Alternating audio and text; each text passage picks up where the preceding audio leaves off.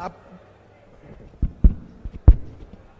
मेरे साथ बोलिए, भारत माता की।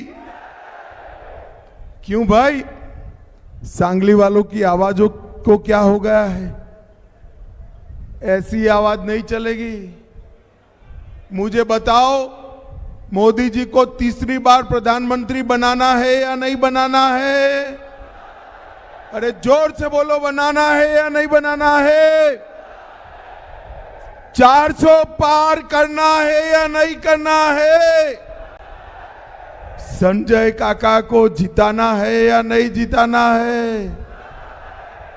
तो मेरे साथ दोनों हाथ उठाइए, उठाइए दोनों हाथ सभी लोग। विजय के संकल्प की मुट्ठी भींचे और प्रचंड आवाज से बोलिए, भारत माता की जय श्री राम, जय जय श्री राम। मंच पर उपस्थित भारतीय जनता पार्टी के प्रदेश अध्यक्ष श्रीमान बावनकुळे जी, हमारे एनडीए के वरिष्ठ नेता आरपीआई के अध्यक्ष आठवले साहब, श्री सुरेश खाड़े जी, सदाशिव पाटिल जी, सुहास बाबर जी, राजेंद्र देशमुख जी, सुधीर दादा गाडगिल जी, निशिकांत पाटिल जी, गोपीचंद पडलकर जी, पृथ्वीराज देशमुख जी, श्री वैभव पाटिल जी, अमर सिंह देशमुख जी, संग्राम सिंह देशमुख जी, तानाजी पाटिल जी, श्री भगवत कराड़, हमारे वरिष्ठ नेता केंद्रीय मंत्री 7 दिन से आपके साथ है। भगवत जी ने मुझे कान में कह दिया कि अमित भाई, ये सीट मोदी जी की झोली में जाने वाली है। और आज के कार्यक्रम में आए हुए प्यारे भाइयों, बहनों, माताओं और मेरे जिगर के टुकड़े जैसे युवा मित्रों को मेरा राम राम, नमस्कार। भाइयों बहनों, सबसे पहले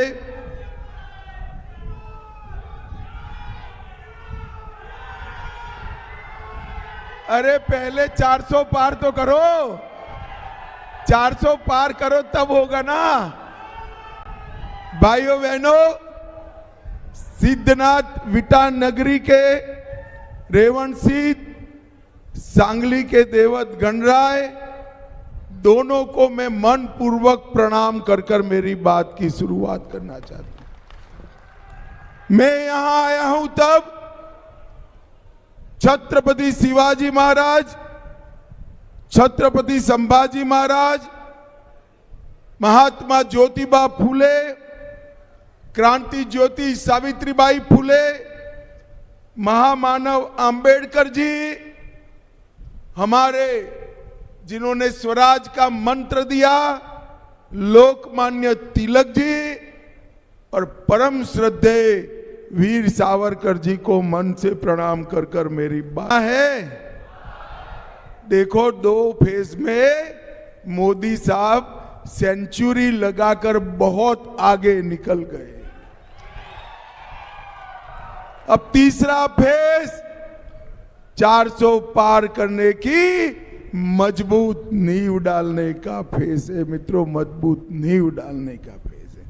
और मैं आज यहां कहने आया हूं, मैंने संजय काका को सांगली के लिए मेरे साथ भी लड़ते हुए देखा है, मोदी जी के साथ भी लड़ते हुए देखा।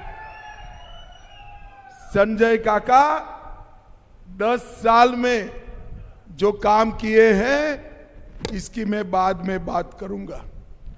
परंतु भाइयों बहनों, मुझे बताओ, 2 खेमे पड़े हुए हैं। एक खेमा राम मंदिर के विरोध करने वाले का है और दूसरा खेमा मोदी जी का, एनडीए का, राम मंदिर बनाने वाला है। भाई बताओ सांगली वालों, किसके साथ रहोगे? बताओ जरा। भाइयों बहनों, एक बाजू वोट फॉर जिहाद करने वाले लोग हैं, दूसरी बाजू वोट फॉर विकास करने वाले लोग हैं। एक और अपने परिवार का कल्याण, बेटा बेटी का कल्याण करने वाले लोग हैं, और दूसरी ओर मोदी जी के नेतृत्व में देश का कल्याण करने वाले लोग हैं। एक और राहुल बाबा की चाइनीज गारंटी है, और दूसरी ओर मोदी जी की भारतीय गारंटी है। भाइयों, भारतीय गारंटी है। ये चुनाव ये दो खेमों के बीच में होना है। भाइयों बहनों, मैं आज आपको बताने आया हूं कि संजय काका को आप जो भी वोट दोगे, इनके नाम के सामने कमल का निशान है।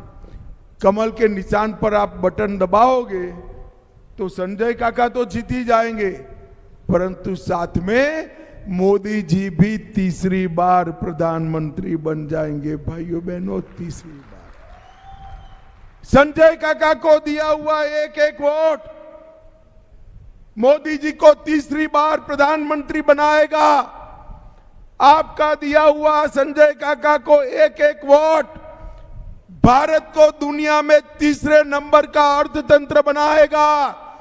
संजय काका को दिया हुआ एक एक वोट कश्मीर और देश को सुरक्षित बनाने का काम करेगा। भाइयों बहनों, सुरक्षित बनाने। संजय काका को दिया हुआ एक एक वोट करोड़ों गरीबों के जीवन में नया उजियारा लाने का काम करेगा। और मोदी जी जो है, जो बोलते हैं वो करते हैं। मैं आज सांगली वालों को बताना चाहता हूं, भारतीय जनता पार्टी ने कहा था जहां प्रभु श्री राम का जन्म हुआ था वहां पर हम भव्य राम मंदिर बनाएंगे। ये कांग्रेस पार्टी ने 70 साल से राम मंदिर को अटका कर रखा, इसके केस को भटका कर रखा, लटका कर रखा।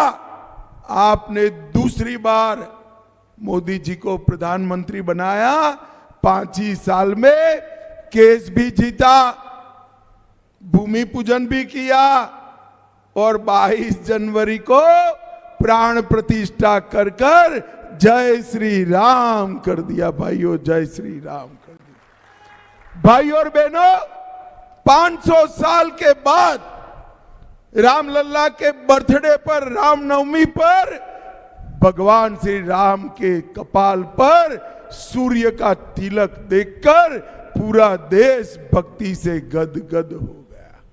मुझे बताओ भाइयों बहनों, ये राम मंदिर की प्राण प्रतिष्ठा का बहिष्कार शरद पवार जी ने भी किया, उद्धव ठाकरे जी ने भी किया, राहुल बाबा और प्रियंका गांधी ने भी किया। मुझे बताओ, जो राम के प्राण प्रतिष्ठा में न जाए, इसके साथ सांगली के लोग रह सकते हैं क्या? जरा जोर से बताओ भाई, रह सकते हैं क्या? मोदी जी ने न केवल राम मंदिर बनाया, औरंगजेब ने तोड़ा हुआ काशी विश्वनाथ का मंदिर फिर से सजाया, सोमनाथ का मंदिर सोने का कर रहे हैं, बद्री धाम, केदार धाम और बाबा महाकाल का दरबार सजाने का काम भी नरेंद्र मोदी ने किया है। भाइयों बहनों, नरेंद्र मोदी जी ने देश को सुरक्षित करने का काम किया। 10 साल तक कांग्रेस की सरकार थी, सोनिया मनमोहन की सरकार थी। आए दिन पाकिस्तान से आलिया, मालिया, जमालिया आते थे और बम धमाके कर कर चले जाते थे, कोई पूछने वाला नहीं था। 2014 में आपको मोदी जी को प्रधानमंत्री बनाया, आपने उरी और पुलवामा में हमला किया, मगर पाकिस्तान वाले भूल गए कि अब मनमोहन सिंह प्रधानमंत्री नहीं है, नरेंद्र मोदी जी प्रधानमंत्री हैं। अब कांग्रेस की सरकार नहीं है, भाजपा की सरकार है। 10 ही दिन में मोदी जी ने सर्जिकल स्ट्राइक और एयर स्ट्राइक कर घर में पाकिस्तान के घुसकर आतंकवादियों को सफाया करने का काम हमारे नेता नरेंद्र मोदी जी ने किया। भाई और बहनों, माताओं बहनों को, मातृशक्ति को 33% विधानसभा और लोकसभा में आरक्षण देने का काम नरेंद्र भाई ने किया। मैंने आज संजय काका को कहता हूं, संजय काका एक बार चुनाव लड़ लो, अगली बार शायद आपकी जगह कोई महिला का नंबर लग जाएगा, कोई गारंटी नहीं है भाई। 33% आरक्षण मातृशक्ति को देने का काम नरेंद्र मोदी जी ने किया। ट्रिपल तलाक को हटाने का काम नरेंद्र मोदी जी ने किया। पीएफआई पर बैन लगाने का काम नरेंद्र मोदी जी ने किया। माताओं, भाइयों, बहनों, आज मैं एनडीए के इस मंच पर से नकली शिवसेना के अध्यक्ष उद्धव ठाकरे जी को स्पष्ट पूछने आया हूं। उद्धव जी, आप महाराष्ट्र की जनता के सामने स्पष्ट करिए, सीए लाना चाहिए या नहीं लाना चाहिए, पीएफआई पर बैन लगाना चाहिए या नहीं लगाना चाहिए, राम मंदिर बना अच्छा हुआ या बुरा हुआ, सीए आया अच्छा हुआ या बुरा हुआ, और ट्रिपल तलाक हटा ये अच्छा हुआ या बुरा। मैं आपको बता देता हूं, कंफ्यूजन में मत रहिएगा, उद्धव जी इसका जवाब नहीं देंगे, क्योंकि उनको अपनी नई वोट बैंक का डर है, नई वोट बैंक का डर। आपको मालूम है उनकी नई वोट बैंक कौन है भाई? मालूम है या नहीं है? जो शरद पवार और कांग्रेस पार्टी की वोट बैंक थी, वो अब उद्धव ठाकरे की वोट बैंक हो गई है, जो ना पाकिस्तान का विरोध करेंगे, ना कश्मीर में तिरंगा फहराने की बात करेंगे। भाइयों बहनों, नरेंद्र मोदी जी ने इस 10 साल में करोड़ों गरीबों के लिए ढेर सारे काम करने का काम नरेंद्र मोदी जी ने किया। 80 करोड़ गरीबों को प्रति व्यक्ति प्रति माह 5 किलो अनाज फ्री ऑफ कॉस्ट मुफ्त में नरेंद्र मोदी जी ने दिया। 12 करोड़ घरों में शौचालय बनाया। 4 करोड़ लोगों को घर दिया। 10 करोड़ घरों में उज्ज्वला का गैस का सिलेंडर पहुंचाने का काम नरेंद्र मोदी जी ने किया। 14 करोड़ लोगों को नल से जल देने का काम नरेंद्र मोदी जी ने किया। और 50 करोड़ लोगों को 5 लाख तक का पूरा किसी भी ऑपरेशन का, दवाइयों का खर्च आज नरेंद्र मोदी सरकार उठा रही है। भाइयों बहनों, सांगली वालों, मुझे बताना, कोरोना का टीका आप लोगों का दोनों टीका लगा है या नहीं लगा है? जरा हाथ ऊपर कर कर बताओ किस किस का दोनों टीका लग गया है भाई? लगा है ना? मोदी जी ने कॉफी पिलाकर 25 पैसे भी लिए बगैर समग्र देश को कोरोना का टीका लगाने का काम नरेंद्र मोदी जी ने किया। मित्रों, नरेंद्र मोदी जी ने किया। और उस वक्त ये राहुल बाबा कहते थे टीका मत लगाओ, ये मोदी टीका है। ये तो अच्छा है, सांगली वाले राहुल बाबा की सुनते नहीं हैं, सभी ने टीका लगा दिया। जब राहुल बाबा ने देखा कि पूरा देश टीका लगा रहा है, एक दिन रात को जाकर बहन के साथ अंधेरे में खुद भी टीका लगाकर आ गए भैया। अरे राहुल बाबा शर्म करो, शर्म करो। कोरोना जैसी महामारी में आप राजनीति करते हो। भाइयों बहनों, नरेंद्र मोदी जी ने वैक्सीन की इजाद से लेकर वैक्सीन लगाने तक पूरा परिश्रम कर हमारे 130 करोड़ लोगों के भारत को कोरोना से सुरक्षित करने का काम नरेंद्र मोदी जी ने किया। भाइयों बहनों, मैं यहां आया हूं तब इतना पूछना चाहता हूं कि एशिया की सबसे बड़ी चीनी मिल क्यों बंद हो गई? इसका जवाब शरद पवार जी को देना चाहिए। भाइयों बहनों, शरद पवार जी को मैं ये भी पूछना चाहता हूं, टेम्पू सिंचाई योजना 98 में काम हुआ था, 1998 में 2014 तक कुछ नहीं हुआ, 14 से 24 में 2109 करोड़ रुपया खर्च हुआ और मोदी सरकार ने इसके लिए 1188 करोड़ रुपया दिया। इससे 2 लाख एकड़ भूमि की सिंचाई होने वाली है। मित्रों, ये काम नरेंद्र मोदी जी ने किया है। मैसाल सिंचाई योजना 65 गांवों के 95,000 एकड़ जमीन को सिंचाई का फायदा मिला और बिजली की आपूर्ति के लिए 200 मेगावाट का सोलर बिजली प्रोजेक्ट भी यहां लाने का काम हमारे संजय काका ने किया। भाइयों बहनों, ये संजय काका देखने में ऐसे लगते हैं, दिल्ली में सांगली के लिए मजबूती से पक्ष रखने वाला आदमी संजय काका है। पुणे बेंगलोर ग्रीनफील्ड हाईवे सांगली जिले में 74 किलो का रोड आएगा, 21,000 करोड़ रुपया है। पुणे मीरज लोंडा रेल लाइन 4670 करोड़ रुपया, इसका इलेक्ट्रिफिकेशन और डबलिंग का काम शुरू हो गया। 300 करोड़ से मिराज जंक्शन को अत्याधुनिक रेलवे स्टेशन बनाने का काम शुरू हो गया। 25 करोड़ से सांगली के रेलवे स्टेशन का विकास हो रहा है।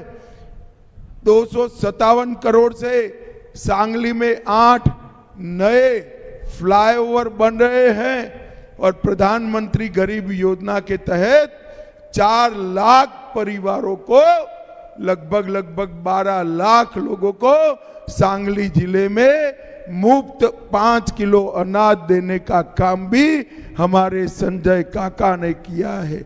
4 लाख किसानों को प्रति साल 6,000 रुपया मिल रहा है।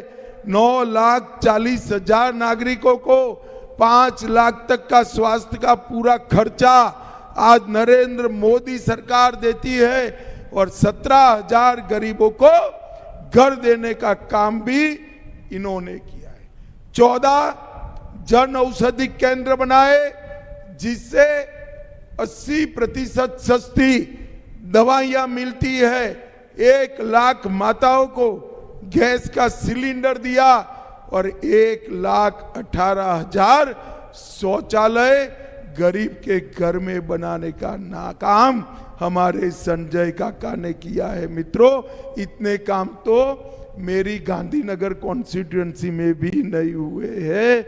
इतने काम सांगली में संजय काका लेकर आए। भाई और बहनों, आज मैं यहां आया हूं तब पवार साहब को कोऑपरेटिव मूवमेंट के लिए भी सवाल करना चाहता हूं। आज महाराष्ट्र में 202 चीनी मिलें थी। पवार साहब जवाब दो, क्यों 101 ही बची है? क्यों बंद गई? 10 साल आप कृषि और कोऑपरेटिव के मंत्री थे, आपने क्या किया? और पश्चिम महाराष्ट्र गन्ने का क्षेत्र है, आपको हमेशा जिताकर भेजा मगर आपने चिंता नहीं की। 34 जिला बैंकों में से सिर्फ 3-4 बची, बाकी सब जगह एडमिनिस्ट्रेटर लगे हैं। पवार साहब किसकी गलती है, क्यों एडमिनिस्ट्रेटर लगे हैं? भाइयों और बहनों, मैं आज आपको कहने आया हूं, मोदी जी ने सहकारी चीनी मिलों के पर इनकम टैक्स का 15,000 करोड़ रुपया माफ करने का काम नरेंद्र मोदी जी ने किया है। इथेनॉल की फैक्ट्रियों का इथेनॉल प्रायोरिटी में खरीदा और अब वरीयता देने के साथ साथ इथेनॉल के रेट देकर भी हमने आगे बढ़ाने का काम किया है। अब G20 प्रेसिडेंसी में अमेरिका और ब्राजील के साथ ग्लोबल बायोफ्यूल अलायंस बनाने का काम नरेंद्र मोदी जी ने किया है।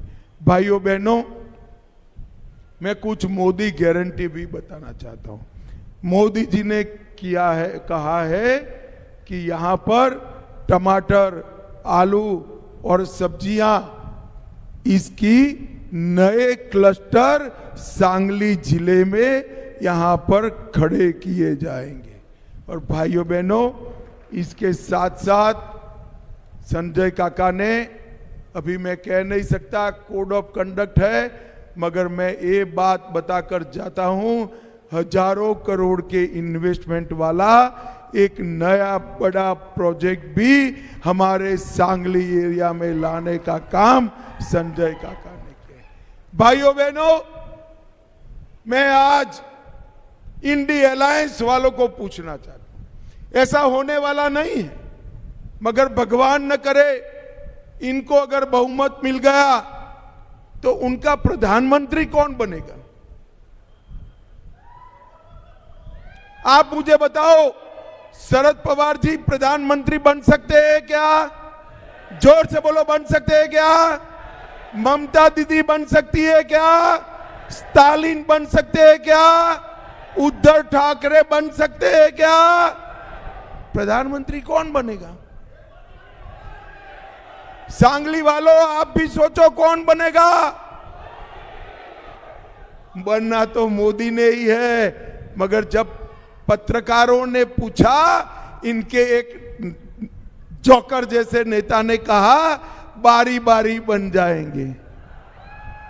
अरे सांगली वाले सोचो, ये परचूरण की दुकान नहीं है, 130 करोड़ का भारत देश है। किसी भी संकट में नरेंद्र मोदी जैसा मजबूत नेतृत्व चाहिए जो देश को हर संकट से बाहर लेकर जाए।